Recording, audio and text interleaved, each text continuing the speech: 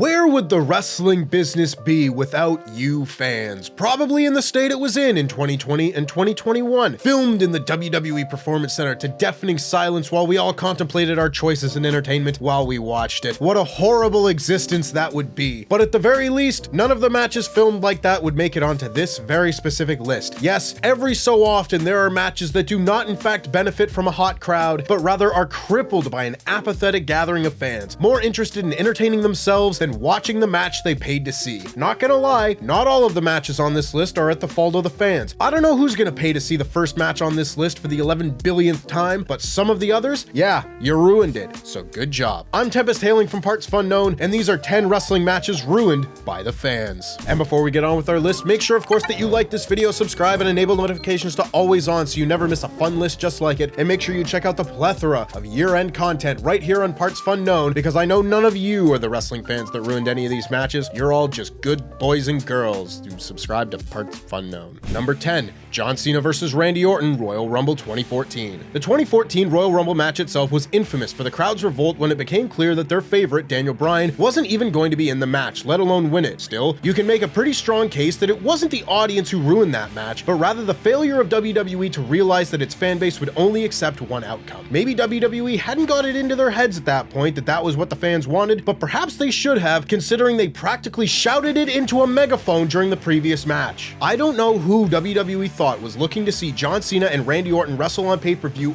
again at the 2014 Rumble. They'd said Bragging Rights 2009 was the last time. Do stipulations mean nothing to you people? Before the bell even rang, there were chants of Daniel Bryan, and not even 15 seconds in, the people were chanting boring. No one was giving this match a chance with chants of Randy Savage, Y2J, We Want Divas. You know how bad you gotta not want to see a match to chant We Want Divas in 2014? Daniel Bryan at the very least got into the main event of WrestleMania in the end, but Christ, can you not go back and watch this match for any reason beyond seeing the fans tear it to shreds? Number 9, Batista vs. Alberto Del Rio, Elimination Chamber 2014. Smithers, are they booing me? No sir, they're chanting Boo-tista. Boo-tista. Except this crowd actually was chanting Boo-tista. Just a month after the debacle that was the 2014 Royal Rumble, Batista was still being presented as a babyface on the road to WrestleMania sex letters, going one-on-one with notable prick Alberto Del Rio. This was the period of time in which WWE fans had decided they were only going to have Daniel Bryan or nothing at all, and this fell into the nothing at all category. It doesn't help that this match was pretty trash, with Batista not looking like he'd been in the ring much for the prior 4 years, but the fans were also not willing to give it much of a chance. Del Rio wheeled out every dastardly trick in the book to try and get the fans to boo him, including the age-old classic of hobbling to the ring and then pretending he was unable to compete before battering Big Dave with his crutch before the bell. Whatever Del Rio did, they cheered, even launching into a C chant rather than a yes chant at the start of the match. This was followed by, inevitably, more chants for Daniel Bryan, and CM Punk, and RVD, and Chris Jericho, and Brock Lesnar, really anyone who wasn't Dave Batista. Number 8, The Bar vs. AOP, Survivor Series 2018. It isn't always the live crowd as a whole that can ruin a perfectly good match. Sometimes it can be just one particularly obnoxious person who's determined to draw attention to themselves. Every so often, we see fans' attention distracted by something off camera. Maybe security are confiscating somebody's sign, maybe a fight's broken out, or, as implausible as it might sound, maybe a disgruntled ex-employee has decided to hijack one of your biggest shows of the year. Enzo Amore, a charismatic but controversial figure in pro wrestling, had been released by WWE earlier in 2018 after some serious sexual assault allegations were made against him, and he reportedly failed to inform the company that he was being investigated. The police later dropped the investigation, and Enzo moved away from wrestling to focus on his music career, or so we thought. 3 matches into Survivor Series, as The Bar and AOP started a tag team match, Enzo removed the disguise in the first few rows of the crowd and started causing a scene. The fans were visibly distracted for a few minutes as he was ejected from the building and banned from the Staples Center. A We Want Enzo chant even broke out as fans on the hard cam could be seen looking en masse towards the exit rather than at the ring. Luckily, things calmed down and everyone refocused their attention on the match itself, just in time to see AOP's manager Drake Maverick wet himself when attacked by the Big Show. Number 7, Eddie Guerrero vs. Rob Van Dam, Raw, May 27, 2002. What's worse than a fan making a fool of themselves in the crowd? A fan climbing into the ring in the middle of a match. Eddie Guerrero made sure one man who did so learned the hard way that this was a bad idea. It was the main event of Monday Night Raw in Edmonton, Alberta, an Intercontinental Championship ladder match with Guerrero defending against Rob Van Dam. And the match was still in its relatively early stages when a random guy did something unbelievably stupid. With RVD down, Guerrero started climbing the ladder towards the belt hanging overhead. Suddenly, he was nearing the top, a bald guy in an Edmonton Oilers jersey appeared from nowhere and pushed the ladder over. Luckily, Eddie saw him in time and leapt off, landing on his feet and then immediately swinging at the intruder as referee Earl Hebner tackled the man to the ground. The whole thing and many others like it can be seen in our list of 10 times wrestling fans invaded the show, so make sure you watch that as well. Number 6, Ric Flair versus Nikita Koloff, the Great American Bash 1985. In the same year that Vince McMahon launched WrestleMania, the NWA was already preparing to start up a second annual Super Show to go alongside Starrcade, which had been the first big wrestling show to air widely on closed-circuit TV at movie theaters across the United States. The Great American Bash would now be the summer version of Starrcade, and this first edition had a crowd in Charlotte, North Carolina who were really fired up. In one case, a little too much so. Ric Flair, already a 4-time NWA World's Heavyweight Champion, was defending the title against Nikita Koloff, who, playing an evil Russian at the height of the Cold War, found himself able to draw plenty of heat from audiences all over America. Flair was very much a fan favorite at this point, and things got increasingly tense as Koloff bit, clawed, and cheated his way through the match. Suddenly, close to the end of the contest, a fan charged the ring and tried to tackle Koloff to the mat. He was quickly sent packing, but it clearly threw both wrestlers off. Moments later, Flair botched a top rope crossbody, leaping too high and almost landing on his opponent's head. The match continued for a few more moments before the Nature Boy secured the pinfall, but the unexpected intervention from ringside had cast a shadow over the major title defense at the biggest show of the summer. Number 5, Seth Rollins versus Finn Balor, SummerSlam 2016. If you wanted to put on a great match for a new world championship at a major pay-per-view, Seth Rollins versus a newly debuted Finn Balor is a pretty damn great place to start. The problem then became that those in attendance that night in Brooklyn did not take kindly to the strawberry jam monstrosity that was the Universal Championship. Balor and Rollins did their best to work through the jeers, but the visceral hatred that the fans had towards this belt was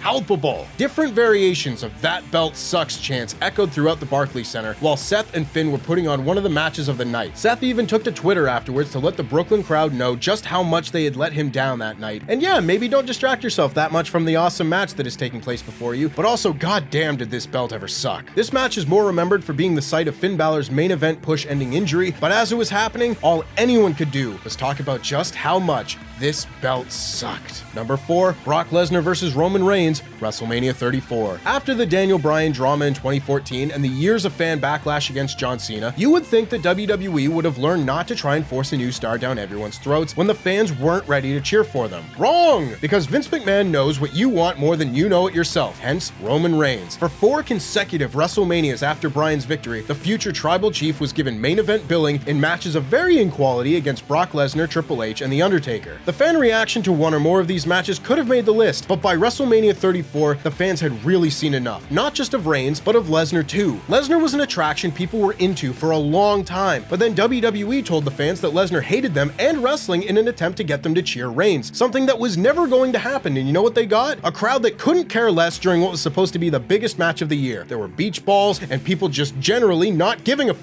The match is a mess of finisher spamming, which can be cool when the people are into it, but on this night, at the end of a 7-hour show, they sure weren't. Number 3, Brock Lesnar versus Goldberg, WrestleMania 20. Some WWE stars like John Cena have said they actually prefer WrestleMania being held in smaller buildings because of how the sound travels compared to a huge stadium with lots of empty space. For as true as that might be, Brock and Goldberg assuredly felt the opposite when they stood toe-to-toe in the ring at Madison Square Garden at WrestleMania 20. As the show approached, word got out that both Lesnar and his opponent Goldberg were quitting immediately after the match at the granddaddy of them all, and the news had not gone down well, particularly with the hardest of the hardcore fans that had gathered inside WWE's home base of MSG. Instead of this being the dream match it should have been, this was a total nightmare. From the start, the fans shouted "you sold out" and sang "na na na hey hey hey goodbye" before breaking out into a chant in favor of their favorite guest referee, Stone Cold Steve Austin, who clearly saw the funny side of the whole situation. Brock and Goldberg didn't. They looked visibly shaken by the reaction as the crowd mercilessly chanted "this match sucks." Goldberg eventually won, but the only thing the audience liked was when Austin dropped both guys afterwards with with Stone Cold Stunners. At the very least, these two can say they eventually had the match this should have been at Mania 13 years later, but until that happened, this stood as one of the darkest days in both of their careers. Number 2, Sheamus vs. Randy Orton, Raw, April 8th, 2013. Ah yes, the Fandango crowd. When the Raw After Mania crowd wasn't ing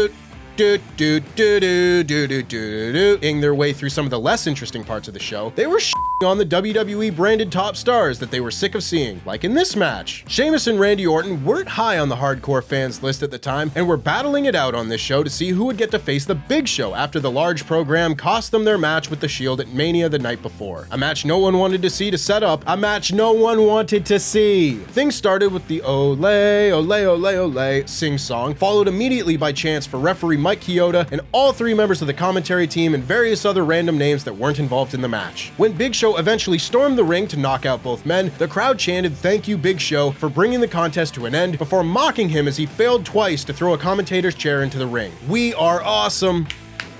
The fans finally concluded. From the looks on their faces, didn't seem that Sheamus, Orton, or Big Show agreed. And number 1, Dolph Ziggler vs. Seth Rollins, Extreme Rules 2018. It's pretty rare for the Intercontinental title match to headline a pay-per-view, and the 30-minute Iron Man match between Rollins and Ziggler seemed to be an attempt to restore the belt's old reputation as the championship, where fans could expect to see high work rate and quality wrestling. For years, fans had been decrying the decline of the title's importance, so you would think the Pittsburgh crowd would have been well up for this, and to start they were, until they found a lame gag to amuse themselves with instead. I started this list by saying not all of the entries were at the fault of the fans, but this was a crowd of fans doing everything they could to ruin a very good match that they should have been happy to have paid to see. You all know what went wrong. WWE had the audacity to put a clock on the screen to help fans keep track of the time in this Iron Man match. What were they thinking? The crowd stopped paying attention to the match and started counting down and going at all of the zeros like,